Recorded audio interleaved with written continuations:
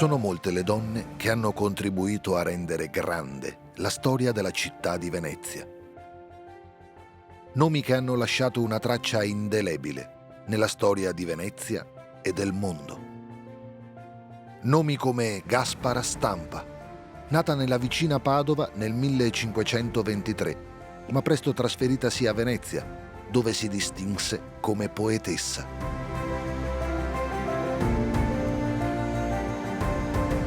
Il salotto della sua casa a San Trovaso divenne presto noto come luogo di ritrovo di letterati, poeti, artisti e nobili veneziani. Nomi come Veronica Franco, una delle più famose cortesane oneste di Venezia. Veronica riuscì a coltivare parallelamente alla vita da cortigiana la sua passione per il sapere.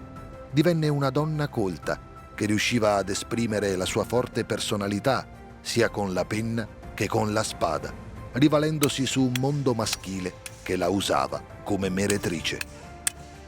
Incriminata dal Santo Ufficio veneziano per stregoneria nel 1580, riuscì a difendersi brillantemente e ad ottenere l'assoluzione.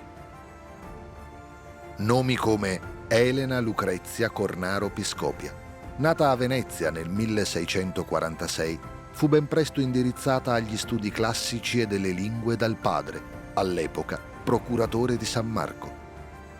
Iscrittasi all'Università di Padova, dopo essere entrata per un breve periodo nell'Ordine delle Monache Benedettine, nel giugno 1678 riuscì ad ottenere la laurea in filosofia, divenendo così la prima donna laureata al mondo.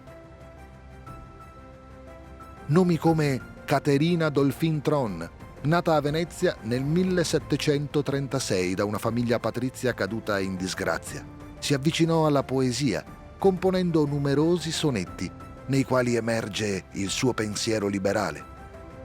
Quando nel 1773 il marito Andrea Tron fu eletto procuratore di San Marco, Caterina divenne procuratoressa ed esercitò le sue cariche ufficiali, dedicandosi alla poesia, alla letteratura, alla politica e agli ideali liberali.